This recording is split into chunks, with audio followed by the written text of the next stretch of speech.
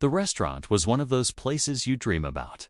The kind you book months in advance for a moment you'll never forget. It smelled of roses and seared steak, and tonight was our 10-year anniversary. I was wearing the watch she gave me on our wedding day, a constant reminder of that perfect beginning. Across the table, she wore that familiar, soft smile, the one she always used right before she wanted something. The waiter popped the champagne, the bubbles fizzing in the crystal flutes, and as he poured, she slid a crisp white envelope across the polished wood table. She said, her voice barely a whisper. I smiled back, my mind racing with possibilities. A love letter, maybe. A surprise trip to that beach we always talked about. Something sweet, sentimental, a perfect cap to our first decade together. But as my fingers tore open the seal, the paper felt unusually heavy, formal. And then I saw the words, printed in bold black letters that seemed to jump off the page. Paternity Analysis Report. My fingers went numb, cold. My heart, which had been beating with happy anticipation, began to slam against my ribs like a trapped bird. I looked up at her, and she was leaning back in her chair, her arms crossed over her chest. There was a strange, unsettling calm on her face, an expression I'd never seen before. Surprise, she whispered, the word hanging in the air between us, sharp and cruel. Your son isn't yours. The world dissolved into a dull, roaring sound. I couldn't hear the clinking glasses from other tables, the soft jazz playing in the background, or even the waiter asking if we wanted bread. All I heard was a high-pitched ringing in my ears, the sound of my life shattering. My son, my little boy. The one I'd taught to ride a bike, the one whose scraped knees I'd bandaged, the one whose laughter filled every corner of our home. It wasn't possible. I managed to force a few words out, my voice raspy and unrecognizable. What are you talking about? She didn't even flinch. Her gaze was locked on mine, steady and unwavering.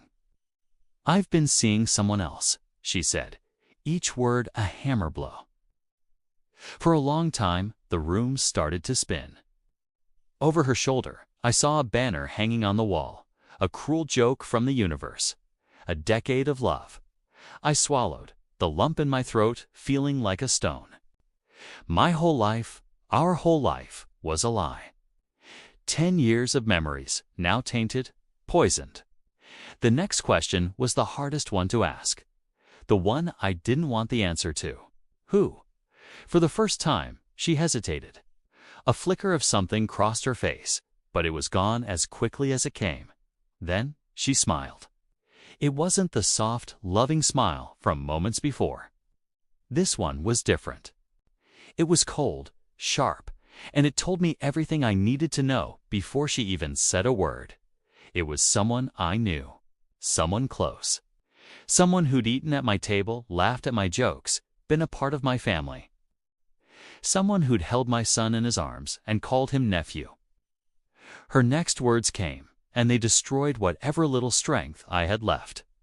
They pulverized the foundations of my world, turning everything to dust. It's your brother. My world didn't just spin. It stopped. My brother. The man who stood beside me at my wedding. The man I called my best friend. The air left my lungs. I looked at the paternity report in my hand, then back at the woman who was my wife, and I saw nothing but strangers. In the middle of this perfect restaurant, on our perfect anniversary, my life ended. And a new, terrifying one was just beginning.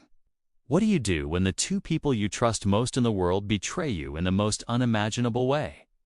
I had no idea, but I knew I couldn't stay here. I dropped the report on the table, the champagne untouched, and walked out, leaving the wreckage of my tenure lie behind me. The cold night air hit my face, but I couldn't feel it. I couldn't feel anything at all. I drove straight to my brother's house, not our parents' place, not some bar to drink myself stupid, not a neutral spot where we could talk it out like civilized people. No, I went to his house, the one he bought last year, the one he never shut up about, the one I helped him move into while he laughed and slapped me on the back. calling me a good big brother. I didn't call first. I didn't send a text. I didn't give him a single second of warning. He didn't deserve that courtesy. Not anymore. As I pulled my truck into his driveway, my headlights swept across his own truck, parked right where it always was. And then they landed on something else, a second pair of shoes on the porch, my wife's, her favorite little slip-ons. They were here together. Good. It confirmed everything. I got out of my truck and walked up to that front door. I didn't knock. I pounded on it, so hard I felt the wood vibrate against my knuckles and saw the windows rattle in their frames. A few seconds later, the door creaked open just a few inches, and there he was, my brother. He's always been smaller than me, weaker than me, but somehow always louder, always cockier. But not tonight. Tonight, he was pale as a ghost. His eyes were wide. He knew. "Hey man," he managed to mutter, his voice barely a whisper. I guess she told you." I didn't answer him. I just shoved the door the rest of the way open and stepped inside, past him. And there she was. My wife, standing in the middle of the living room, arms already crossed over her chest, a defensive look on her face, like she was getting ready to play referee in a fight she started. "Don't start anything," she warned, her voice tight. I ignored her completely. My eyes were locked on my brother. "How long?" I asked. The words came out low and steady. He swallowed hard, his Adam's apple bobbing. He couldn't meet my gaze. 3 years. 3 years. The words hit me like a physical blow. My knees felt weak, like they might buckle, but I refused to sit down. I wouldn't give them that satisfaction. You slept with my wife for 3 years, while she lived in my house. While I raised a child you made. I kept my voice level, but every word was laced with ice. He put his hands up, a weak, pathetic gesture. We didn't plan for it to happen. It just happened. My voice finally cracked, snapping through the room like a whip. A one-night mistake happens. A 3-year affair is a choice. A series of choices you both made every single day behind my back. He looked down at the floor, ashamed. Or at least he was good at pretending to be. My wife decided it was her turn to talk. "We didn't tell you sooner because—" "Shut up," I snapped, not even bothering to look at her. "This is between brothers." My brother's eyes lifted to meet mine, and for a fleeting moment, I saw something in them: fear, guilt, maybe even a sliver of regret. But it wasn't enough. It wasn't nearly enough. Why him? I asked her then, my voice dropping again. Of all the people in the world, why him? She shifted uncomfortably, avoiding my eyes. "He listened to me," she said. "You were always busy. You were always so distant." I finally turned to face her, the fury I'd been holding back finally boiling over. "I was distant. So you cheated on me because I was working 60-hour weeks to provide for our family? To pay for this house you lived in? For the car you drove? For the son I thought was mine?" She had no answer for that. She just stood there, silent. My brother took a hesitant step forward, trying to play the peacemaker, of all things. "Look, we never wanted to hurt you. We love each other now." That was it. That one sentence. We love each other now. It was like a switch flipped inside me. The red-hot anger cooled into something much colder, much sharper. I looked back at him. "Then face me like a brother," I said quietly. "Look me in the eye and tell me you deserve my son." He froze. She froze. The silence in the room became heavy, suffocating.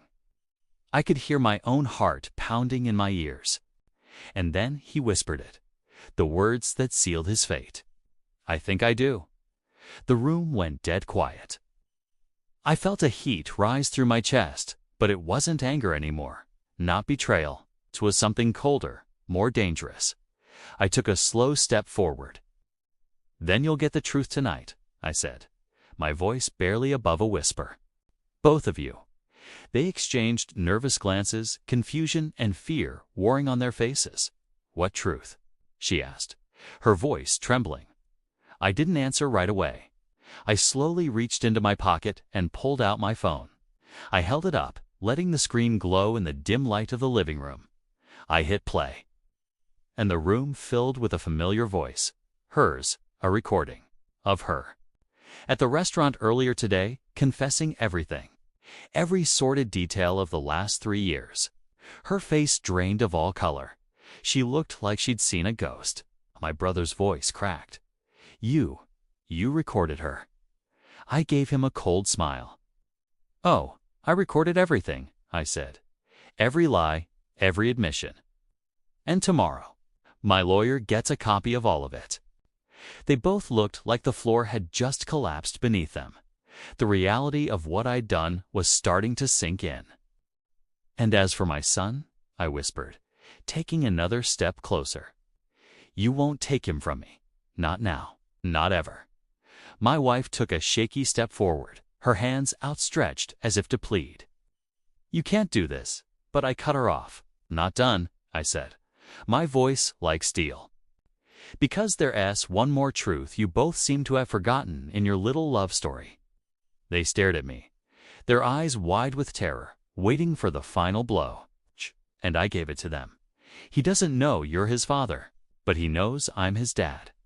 Their silence was my answer. They finally realized it. This war wasn't going to be fought on their terms anymore. It was going to be fought on mine. Thank you for watching. If you want to hear more stories like this, make sure you hit that subscribe button and turn on notifications so you don't miss what happens next. "Then you'll get the truth tonight," I said. "Both of you." My wife and brother exchanged nervous glances. "What truth?" she asked, her voice a little shaky. I slowly pulled my phone from my pocket, took a deep breath, and showed them the screen. A video. It was a recording of her. At the restaurant, just a few hours ago, confessing everything. Her face drained of color. It went from a healthy glow to a pale, ghostly white in a split second. She looked like she'd seen a ghost. My brother's voice, usually so steady, cracked as he spoke. You recorded her." "Oh, I recorded everything," I said, my voice dangerously calm. "And tomorrow, my lawyer gets all of it. The video, the audio, the messages, every single piece of evidence I've been gathering for months." They both just stood there, mouths slightly agape, looking like the floor had just collapsed right under them. All their plans, all their schemes, crumbling to dust in an instant. "And as for my son," I whispered, leaning in just enough so they could hear the steel in my voice. "You won't take him from me. Never." My wife, or should I say, the woman I thought was my wife, took a shaky step forward. Her hand was outstretched, a pathetic attempt at a placating gesture. "You can't do this," but I cut her off. I wasn't finished. "I'm not done," I said, silencing her with a look. "Because there's one more truth you both forgot. One tiny detail that completely unravels your entire twisted fantasy." They stared at me, their eyes wide with a mixture of terror and confusion. They were desperately trying to figure out what else I could possibly have, what other card I could play. And then I said it. The words that would seal their fate. "He doesn't know you're his father, but he knows I'm his dad." The silence that followed was deafening. It was heavier than any argument, louder than any scream. In that silence, I saw the realization finally dawn on their faces. The true horror of what they'd done and the true cost of their betrayal. This war, the one they had started, the one they thought they were winning. It wouldn't be fought on their terms anymore. Not now, not ever again. The weeks leading up to this moment were the hardest of my life. It started subtly. A late night at work, a password changed on a shared account, a phone that was suddenly always face down. Small things. Things you tell yourself are nothing. You tell yourself you're being paranoid, that you're imagining it. You love this person. You trust this person. Your mind refuses to connect the dots because the picture it would paint is too horrible to look at. My brother. He was always my hero growing up, the one I looked up to. When he started coming around more often, I was happy. Family is everything, he'd say. He'd bring gifts for my son, play with him in the yard. He was the perfect uncle, or so I thought. He was just weaving his way into the fabric of my life, positioning himself to tear it all apart from the inside. The suspicion gnawed at me. It was a physical ache in my chest. I started losing sleep, losing weight. I'd watch them together, my wife and my brother, laughing at some inside joke. Her hand would linger on his arm just a second too long. His eyes would follow her around the room when he thought I wasn't looking. The air between them crackled with a secret I wasn't supposed to know. I had to be sure. I couldn't just accuse them, not with my son caught in the middle. So I did what I never thought I would. I started digging.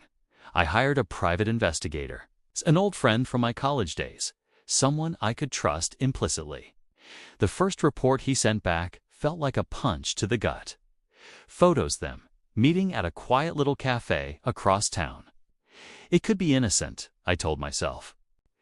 Maybe they were planning a surprise party for me. My own mind was fighting a war against itself, desperate to find any other explanation.